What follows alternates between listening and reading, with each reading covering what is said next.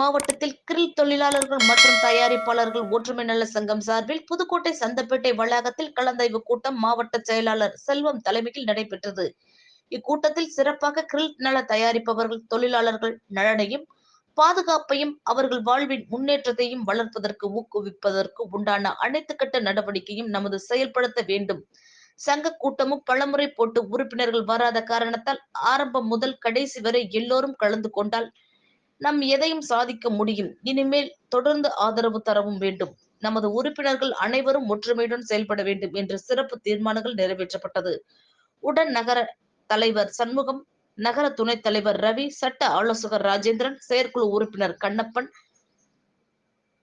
Andro, AJ Jinnah, பாய் சங்க நிர்வாகம் மூர்த்தி கணேசன், மாரிமுத்து சிறப்பாக நடைபெற்றது. இந்த கூட்டத்திற்காக கலந்து கொண்டு சிறப்பித்தனர்.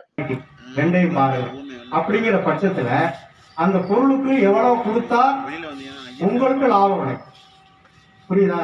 நானும் கிரில் சங்கம் வச்சிருக்கேன், கிரில் தயார் பண்றேன், நல்ல பொருள் வித்து போட்டா அது மேட்டரே கிடையாது. இன்னைக்கு எடுத்துக்கிட்டீங்கன்னா ஒவ்வொரு வீட்டையும் போய் பாருங்க. ஒவ்வொரு வீட்லையும் ஒவ்வொரு வகையான ஒரு கிரில் கட்டை வச்சிருக்காங்க. சில இடத்துல ஒரு கிரில் கட்டுகளை பார்க்கும்பொழுது புரியுதா? அப்ப அந்த அவர்களுக்கு மட்டும் எப்படி அந்த வளர்ச்சி கிடைச்சு சட்டு நம்ம ஒரு நிமிஷம் அதை சிந்திக்க வேண்டும். நாம் ஏன் அந்த மாதிரி நம்மளும் இந்த மாதிரி ஒரு இதை நாம ஏன் வளர்த்து கொள்ள முடியாது? வளர்ச்சிகளை சார்ந்துதான் அந்த சங்கமானது, அந்த தொழிலானது இயலாது. உதாரணம் சொல்கிறேன்.